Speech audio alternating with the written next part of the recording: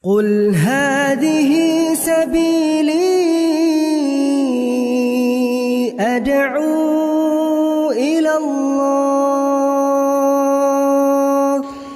Assalamualaikum warahmatullahi wabarakatuh. Alhamdulillah kita ketemu lagi di channel Pemberantas Kemaksiatan Kaum Muslimin. Dan seperti biasa sebelum kita masuk ke pembahasan, kami ingatkan untuk kaum muslimin yang belum subscribe ke channel ini, silakan subscribe untuk mendapatkan notifikasi ketika ada video-video yang terbaru yang kita upload di channel ini. Dan untuk yang sudah subscribe, kami ucapkan jazakumullahu khairan katsira. Dan kaum muslimin, kalau kita melihat video-video dari para Ba'alawi, memang mereka ini bahasa Jawanya mayak lah kaum muslimin. Apa mayak? Mayak itu kalau istilah Jawa mayak itu sok-sokan lah. Nah, sok-sokan lah. Ya. Ada video di mana ada beberapa Kabib Ba'alawi yang sedang nggak tahu mereka ngobrol apa. Yang jelas mereka mengatakan bahwa jumlah Ba'alawi di Indonesia ini banyak katanya, jutaan. Dan katanya kalau sampai Ba'alawi ini bergerak, selesai Indonesia katanya. Ini kan mayak namanya kaum muslimin. Ya, sok-sokan lah, ya sok-sokan lah. Ya, kira-kira seperti itulah, sok-sokan lah. Mayak ini namanya kaum muslimin. Ya, sok jago. Maka wajar kalau kemudian direspon dengan ya kelompoknya Kiai Imad, ya Kiai Imad, kemudian kelompoknya Puat Pleret, ya karena ya istilahnya mereka ini jarakilah kaum muslimin, ya dijarak, digudo, dibuat gara-gara, ya mereka cari gara-gara. Sudahlah mereka ini sosokan merasa paling mulia, merendahkan penduduk pribumi, ngomong juga berbangga-bangga jumlah Ba'alawi banyak. Kalau sampai Ba'alawi bergerak, selesai Indonesia. Ya direspon lah dengan orang-orangnya Kiai Imad, orang-orangnya Puat Pleret. Ya. Ini memang sama saja ya sudah menyulut api untuk perang. Ya, direspon sama Imad CS ya. Coba kita simak videonya kaum muslimin. Ini seru ini kaum muslimin. Pada hari ini kami podcast bersama tiga tokoh sekaligus. Yang pertama adalah Gus Fuad, kemudian kedua Gus Nurdin dan Pak Yai Ahmad Toifur dari Papua. Dengan topik bagian timur Indonesia merespon ancaman Habib Ba'alawi. Baik, Gus Mugi, dipersilakan. Oke, terima kasih. Assalamualaikum warahmatullahi wabarakatuh. Selamat siang para pemirsa dan para Kiai Ahmad Taifur dan Kiai Gus Yai Fuad Pleret dan Mas Rifki. Alhamdulillah Basurina kita bisa bersilaturahim. Moga-moga nanti bisa menyambung silaturahim lebih berkah lagi nih Pak Kiai Jayapura. Monggo Mas Rifki dimulai aja lah masalah pemiluannya baru nanti kita mengkomentari. Ya, baik.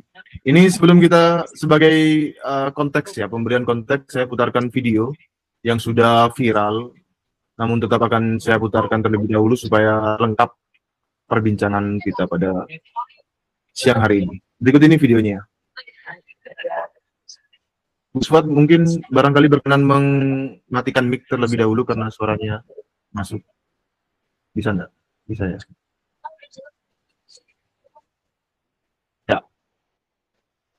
Kurang lebih 4 juta ya kalau nggak salah. Itu yang tidak tercatat lebih banyak ya. Iya, saya info dari Maluku, dari Papua, dengan banyak. Kalau semua nih Ba'alawi bersatu, Indonesia selesai sama Ba'alawi. Serius? Tidak benar gitu, serius.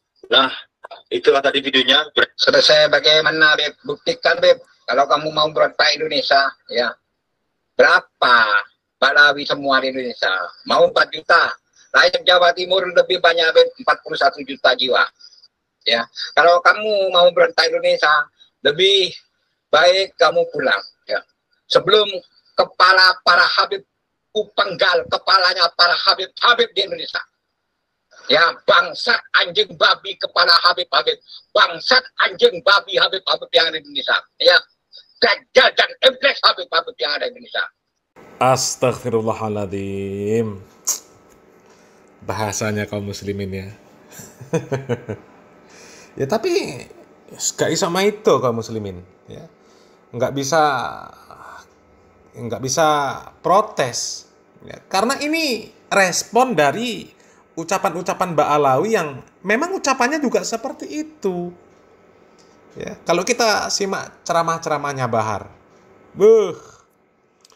kalau ada kiai yang nggak sesuai langsung, hei anjing, hei babi, hei bangsat, hei biadab, semua keluar kata-kata seperti itu. Ya, maka kalau kemudian direspon dengan orang dengan respon yang seperti ini ya, gak maido, ya, gak iso nyalahno, ya, karena memang ya Mbak Alawi kelakuannya seperti itu. Ya, kelakuannya seperti itu ya. Kalau kita analogikan ya, Mbak Alawi ini menjaraki anjing yang galak. Ya. Sudah tahu ada anjing galak, digudo, dijaraki, ya, diganggu. Lah kalau kemudian anjing yang gigit, ya kita kan nggak bisa nyalahkan anjingnya. Rasa no dewe. Ya, kita nggak bisa nyalahkan anjingnya. Sudah tahu ada anjing galak, ya diganggu. Jadi sekarang ini kalau pihak Puat Pleret, ya pokoknya Puat Pleret CS lah, Imat CS lah. Kalau kemudian merespon ucapan-ucapan dari Mbak Alawi yang bangga-bangga jumlah Mbak Alawi sudah banyak. Kalau Mbak Alawi bergerak, pribumi ini selesai, ya ditanggepi. Kalau sudah ditanggepi, ya nggak bisa nyalahkan yang nanggepi. Ya, lo jual gua beli, ya nggak bisa nyalahkan. Salahnya Mbak Alawi ngapain ngomong-ngomong seperti itu, sok-sokan. Jadi ya sekarang ini kalau pihak Puat Pleret ya bener-bener mengumandangkan perang ya gak iso nyalahno. Ya karena memang Mbak Alawinya begitu gitu loh, ya. Ya, mereka nggak mau dianggap, oh kita ini pribumi kok direndah-rendahkan. Ya, Mbak Alawi kok sok-sokan ya. Sudah kita tunjukkan siapa kita. Ya kan gitu kaum muslimin. Ya, nggak bisa nyalahkan. Coba kalau Mbak Alawi itu orangnya santun, lembut, ya, nggak akan mungkin direspon dengan respon seperti itu tadi, ya. Kita lanjut videonya. Ya, itu video dari budak dan seorang Habib, kemudian direspon oleh pribumi Nusantara dengan sebuah ekspresi kemarahan yang saya dapat memaklumi dan memahami serta mewajarkan itu. Untuk pertama, saya ke Kiai Ahmad Taifur dulu. Bagaimana Kiai Taifur menyikapi yang menurut saya ini merupakan sebuah ancaman dari klan Habib Alwi kepada bangsa Indonesia? Menurut Kiai Taifur bagaimana? Baik, Gus. Menurut saya, memang apa yang dilakukan oleh Mbak Alwi, kalau mohon maaf kalau saya tidak menyebutnya Habib atau Habaib, tidak menyebut itu. Kenapa? Karena menurut saya, dengan saya memanggil Habib, saya sudah menyalahi sabda baginda Rasulullah SAW yang beliau menyampaikan bahwa keturunan beliau yang dari Sayyidina Hasan itu disebut Sayyid, dan yang disebut yang dari Sayyidina Husain disebut Syarif. Itu maka dengan nama Habib itu berarti sudah menyalahi daripada apa yang disampaikan oleh baginda Rasulullah SAW. Dengan demikian saya tidak akan menyebutnya mereka dengan sebutan tersebut, maka saya menyebutnya dengan sebutan Mbak Alawi. Baik. Memang dari pengamatan saya dari tahun 2021,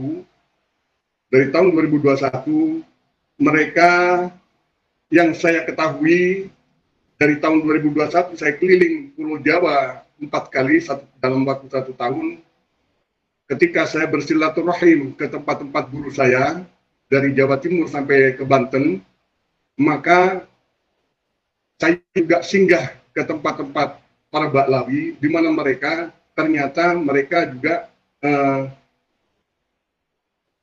membuat suatu atau menghimpun sesuatu pengaruh untuk memperkuat pengaruh mereka di masyarakat yang pada saat itu yang ada pada saya dalam pikiran saya, jika hal ini nanti dimanfaatkan oleh para Baklawi, maka tentunya Indonesia akan tercerai-berai. akan hancur.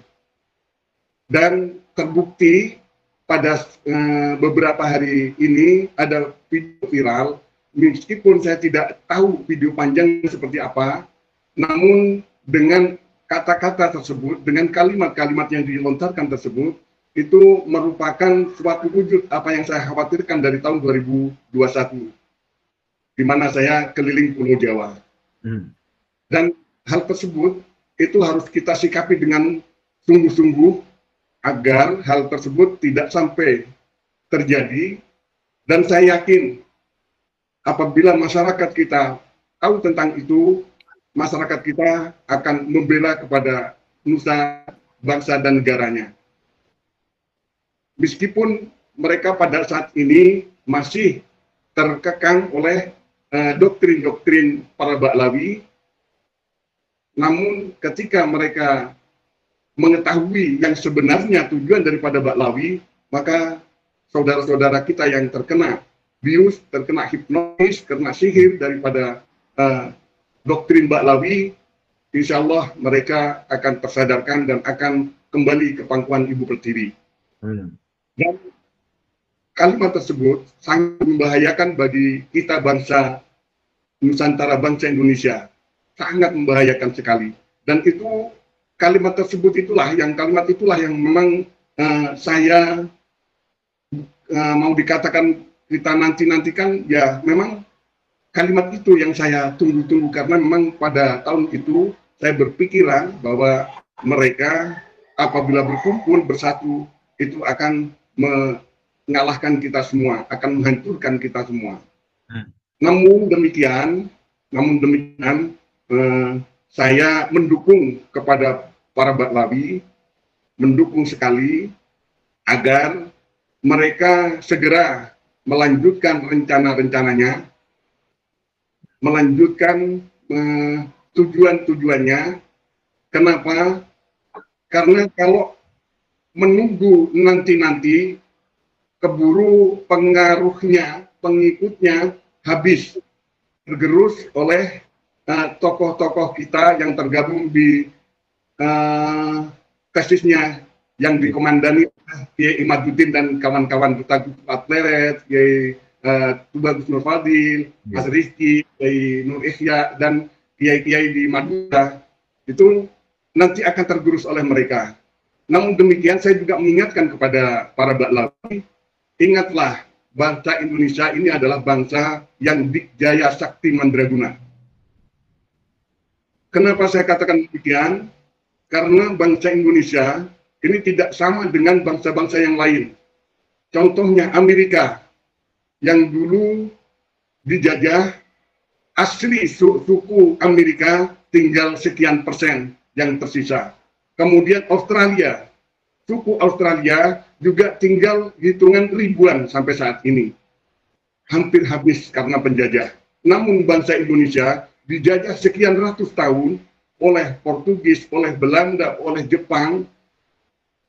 Terbukti bangsa Indonesia sakti mandraguna, bisa merdeka dan bisa jaya sampai sekarang. Itu tanggapan sementara saya, Mas Rizky, Tubagus Nur Fadil, dan Gus Atleret. Baik, terima kasih Pak Yai Thoifur. Saya punya beberapa pertanyaan, tapi itu akan saya simpan untuk nanti. Saya ke Gus Fuad. Gus Fuad, begitulah videonya dan sudah viral di media sosial. Kemudian begitulah tanggapan dari Pak Yai Thoifur dari bagian timur Indonesia. Kalau Gus Fuad sendiri, bagaimana Gus Fuad? Jadi jumlah Habib dan Habibah di Indonesia, kalau kita cek sensus penduduk ya, data-data kependudukan, itu saat ini itu maksimal jumlahnya Habib dan Habibahnya itu maksimal hanya sekitar 150-an ribu orang. 150 ribu orang. Sementara penduduk Indonesia yang sekarang ada di kisaran 280 juta. Jadi kira-kira Habib dan Habibah itu sebagai populasi di Indonesia itu cuma 0,05% lah. Ya, itu menurut data kependudukan ya. Nah, tapi arogansinya luar biasa, menyakiti yang 280 juta bangsa Indonesia itu. yang terdiri dari berbagai macam etnis dan suku bangsa.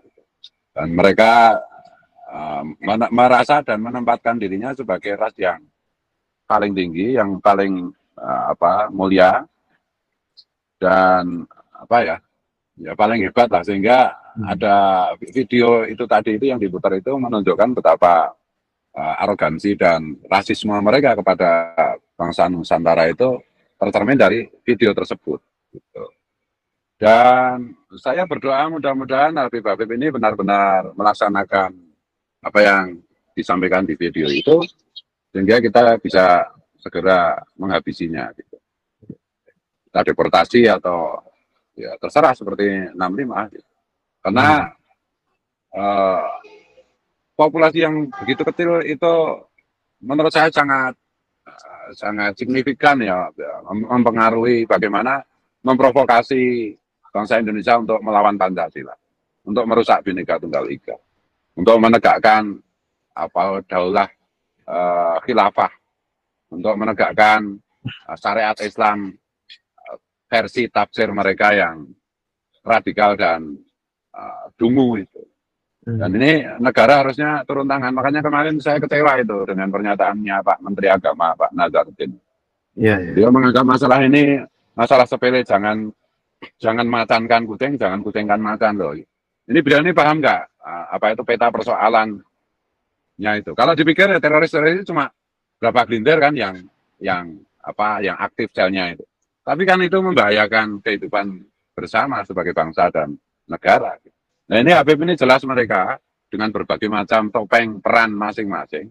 Mereka itu kompak, baik yang halus maupun yang kasar, baik yang intelek maupun yang dungu, sama-sama mereka itu ingin menegakkan khilafah, mengganti Pancasila dengan khilafah, dan menempatkan diri mereka sebagai ras mulia, sebagai ras penguasa. Ini baru populasinya 0,05% saja. Udah bisa kita lihat berapa yang jadi bupati, berapa yang jadi wakil bupati, berapa yang jadi wali kota, berapa yang ini gitu. Ini teman-teman kan juga mulai menyuarakan PKS saja ya. Sekarang kan udah diokupasi oleh kelompok Habib dan Habibah. Nah ini negara harus hadir gitu. Negara harus hadir, dan ya mudah-mudahan Allah itu akan semakin menunjukkan kepada kita, memprovokasi kekonyolan para Habib ini, sehingga ya kita harapkan mereka Habib ini benar-benar melakukan tindakan-tindakan kriminal dan kekerasan secara masif, sehingga negara punya alasan untuk mengambil tindakan. Kira-kira gitu, Mas Riki. Baik, Gus Wak. Gus Mogi. Terima kasih Mas Rifki, Yai Thoifur dan Gus Fuad. Saya sependapat apa yang disampaikan oleh Yai Thoifur dan juga Gus Fuad Peret Jogja. Jadi kalangan Habib Alawi ini pada tataran sensusnya jumlahnya kecil, tapi mereka itu bagaikan kutil, bagaikan bisul yang kalau didiamkan saja ini akan mengganggu dari populasi umat Islam Indonesia maupun rakyat Indonesia secara keseluruhan. Nah, di mana dalam video tadi saja mereka dengan sombongnya itu mengungkapkan angka yang diperbesar sampai dengan 4 juta. Nah, itu andai kata betul ya, mungkin digabung dengan para muhibin, jumlahnya pun juga masih minoritas. Kalau dari sensus penduduk Indonesia, rakyat Indonesia di tahun 2024 ini sudah di kisaran 282 juta. Berarti kalau distatistikkan hanya sekitar 1,5% saja, Mas Rifki. Dan apabila dibandingkan dengan jumlah umat Islam Indonesia yang sekitar 148 juta, itu berarti sekitar 1,6% saja 4 juta itu. Jadi meskipun statistik Alawi itu tidak sampai 4 juta, hanya hitungan ratusan ribu, tapi kalau mereka menganggap punya massa sampai dengan 4 juta yang mungkin digabungkan dengan para muhibin, ini harus diwaspadai karena itu sudah merupakan suatu suara yang menyatakan Indonesia bisa selesai oleh Alawi. Nah, ini kan bisa diartikan mau mendominasi Indonesia, bisa diartikan juga mau mengubah atau memimpin secara perpolitikan. Nah, biasanya sih orang-orang seperti ini ada berafiliasi dengan HTI atau FPI, biasanya ya diduga, dan hendak menegakkan hukum syariat Islam versi mereka. Nah, padahal dalam agama Islam itu sendiri, kita diajarkan untuk menjaga amanah, untuk menjaga suatu bentuk perjanjian. Jadi para founding father kita, para ulama kita, para umaroh kita dari masa sejak Indonesia ini merdeka, sudah memiliki kesepakatan untuk menjaga Indonesia menjadi satu bangsa, satu negara dengan patokan dasarnya adalah Undang-Undang Dasar 1945 dan juga Pancasila. Bahkan di Undang-Undang Dasar ayat pasal 29 ayat pertama dinyatakan Indonesia ini berdasar atas ketuhanan yang Maha Esa. Nah, artinya meskipun Indonesia ini bukan negara agama Islam, tapi secara spiritual Indonesia adalah negara yang bertauhid, yang berdasar pada ketuhanan yang Maha Esa. Jadi dengan ketuhanan Maha Esa ini menjadi jelas Tuhan yang Maha Pencipta, yang Maha Esa, ini adalah juga Tuhan yang disembah oleh orang Islam, orang Kristen, orang Katolik, orang Buddha, orang Hindu. Kita semua menyembah Tuhan yang sama, yang Maha Menciptakan. Hanya saja perbedaan dalam sudut pandangnya, dalam menamakannya. Sama misalkan seperti perumpamaan buah apel, bisa disebut apel di kita, ada orang lain di Inggris sebutnya apple, atau kalau anggur, ada anggur, orang Inggris sebutnya grape, dan lain sebagainya. Artinya kita Indonesia ini sudah sebuah negara yang mengandung filosofi yang spiritual. Kita menyatukan berbagai etnis yang berbeda, suku bangsa yang berbeda, agama yang berbeda, tapi tetap menjadi satu, yaitu Bhinneka Tunggal Ika. Sehingga apabila ada orang yang mengaku-ngaku Islam, mengaku-ngaku cucu Nabi, seakan-akan mau menegakkan hukum Islam yang lebih benar, ini justru menyalahi ajaran Rasulullah itu sendiri. Karena artinya mereka akan melanggar perjanjian, mereka akan berlaku khianat. Nah, padahal khianat ini merupakan ciri-ciri dari sifat orang munafik. Dan dalam agama Islam pun, munafik pun itu diancam dengan neraka yang paling bawah, Mas Rifki dan saudara-saudara sekalian. Hingga dalam pandangan kami, ini orang-orang yang seperti oknum-oknum ini kan, saya lihat Habibnya tuh Marga Aidit, dan juga kayaknya lagi ngobrol dengan Muhibinnya tuh dari Banten ya. Nah, saya sebagai keluarga besar Banten juga prihatin, karena masih ada saja orang-orang pribumi ini yang masih bisa ditulari kebodohan, pembodohan, dan penyesatan. Nah, ini memang sesuai dengan sabda Nabi, kalau kita untuk berhati-hati dalam pergaulan, kalau kita dekat dengan tukang parfum, kita akan kebawa wanginya. Tapi kalau kita dekat dengan tukang besi atau tukang sampah, itu akan kebawa bau buruknya. Kita akan ketularan pengaruh-pengaruh buruknya. Jadi pengaruh buruk untuk gerakan radikalisme, separatisme, suka caci maki, ini menular ini, menjadi akar-akar tidak baik, dan rasis dan merendahkan yang lain. Sehingga tentu saja 4 juta yang mereka sebut nih, ya kalau perlu diselidiki, apakah itu mungkin sudah berserta Muhibin. Nah, mereka biasanya juga menyuarakan untuk gerakan jihad, untuk masalah Palestina. Nah, kalau untuk masalah Palestina, kita pada dasarnya juga mendukung kemaslahatan saudara-saudara kita, tapi tentunya kita juga menyesuaikan dengan kebijakan umarok kita dan politik luar negeri. Jangan sampai malah merugikan bangsa kita juga. Nah, tapi kan kita bisa mendukung gerakan Palestina dengan doa kita, dengan donasi kita, pemerintahan kita bisa dengan gerakan diplomasi, bukan dengan cara ikut berperang yang dapat merugikan berbagai banyak pihak. Nah, apabila mereka tetap mau berperang, misalkan ya, yang mungkin saja 4 juta ini silakan nih dipulangkan ke Yaman saja. Di sana mereka bisa bekerja sama dengan orang Houthi untuk menyerang Palestina. Daripada di Indonesia ini mengganggu, mungkin pemerintah kita bisa mendeportasi. Ya kalau misalkan ratusan ribu atau 4 juta, menurut saya juga nggak masalah tuh Pak Prabowo dan lain sebagainya, karena malahan membantu untuk mengurangi kepadatan penduduk di Indonesia.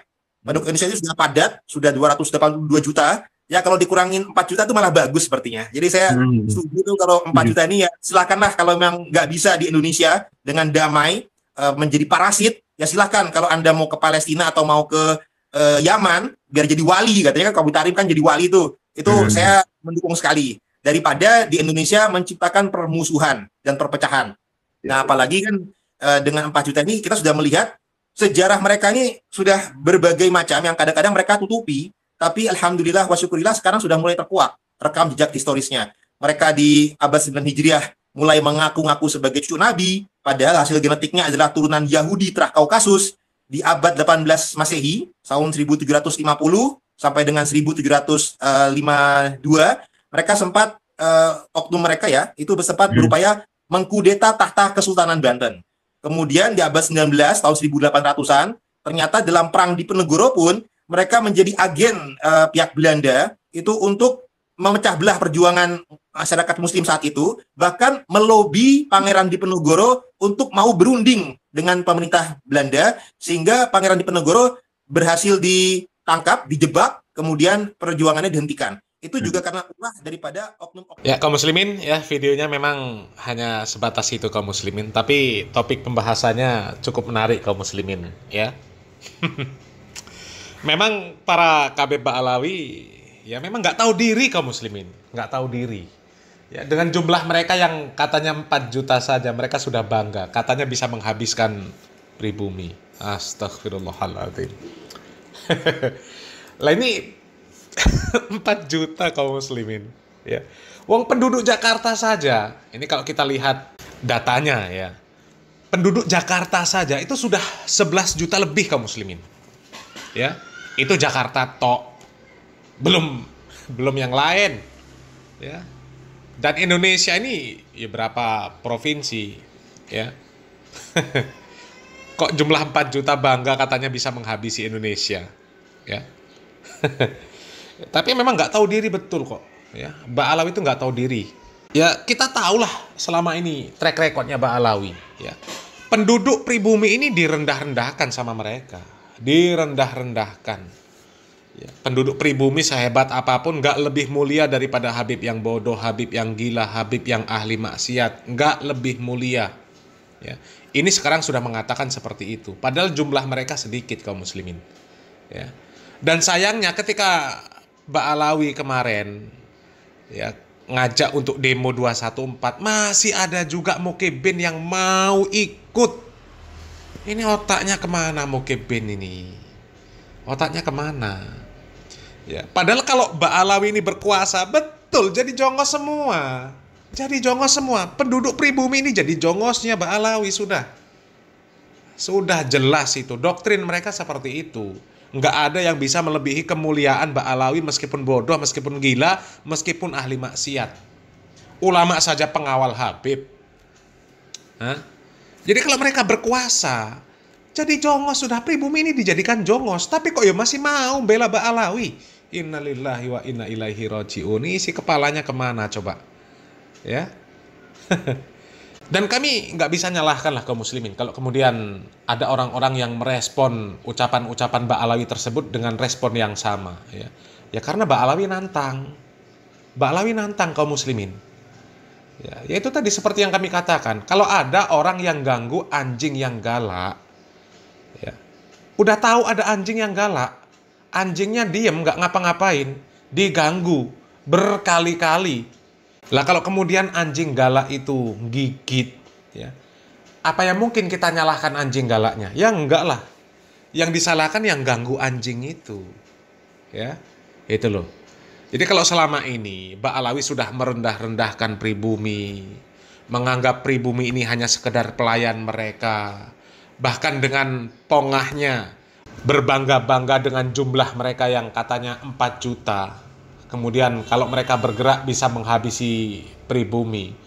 Ya nggak bisa nyalahkan kalau pribumi merespon ucapan mereka dengan tantangan. Ayo kalau berani. Ya, jumlah kalian 4 juta. Ya bener kata Kiai yang terakhir tadi kaum muslimin. Ya, kalau bisa 4 juta itu hilang ya lumayan lah, ngurang-ngurangin jumlah penduduk. Ya kita nggak bisa nyalakan orang berucap seperti itu karena memang Mbak Alawinya jarak, ya, Mbak Alawinya yang jarak, ganggu, ya. Coba kalau Mbak Alawi itu, ya dakwahnya bagus lah, dakwahnya sesuai, adab akhlaknya baik, meskipun dibenci orang ya nggak sampai seperti itu ucapannya. Dan kalaupun dibenci orang, ya kemudian ya diberikan ucapan-ucapan yang nggak bener, ya nggak usah direspon, ya nggak usah direspon. Itu kalau Mbak Alawi bener, tapi ya Mbak Alawi nggak bener kok. Ya wajar lah kalau seperti ini akhirnya. Ya tinggal nunggu saja lah nanti mereka perang betul apa enggak. Ya mudah-mudahan Mukibin segera sadar. Salam waras, salam akal sehat, barakallahu fikum, wassalamualaikum warahmatullahi wabarakatuh.